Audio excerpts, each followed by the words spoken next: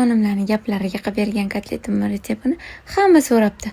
Mazasi og'izligida qolibdi. Bugun shu kotlet retseptini sizlar bilan bo'lishmoqchiman. Idishimizga 500 gram qiyma, 2 ta o'rtacha kattalikda piyoz, kashnichur, paprika, tuz va zira solib, ozgina sutga evitilgan non olamiz.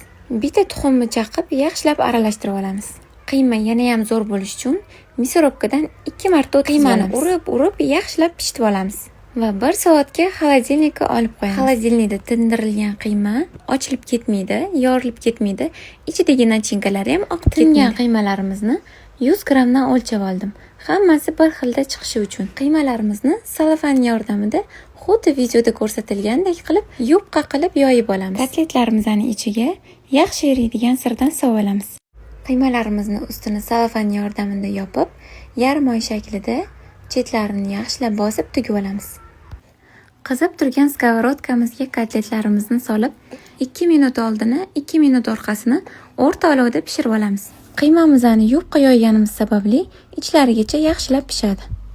Men yoniga kartoshka pyure qildim. Sizlar xohlasanglar, guruch yoki fri qilsanglar ham zo'r bo'ladi. Tayyor kotletlarimizni issig'ida dasturxonga tortamiz. Buni sirlarini cho'zilishini qaranglar. Ichlari yumshoqqina sochniy bo'lib pishgan. Shu retsept asosida bir marta bo'lsa ham tayyorlab ko'ringlar. Video yoqgan bo'lsa, yurechani bosib, kommentariy yozib qo'ysanglar, xursand bo'laman.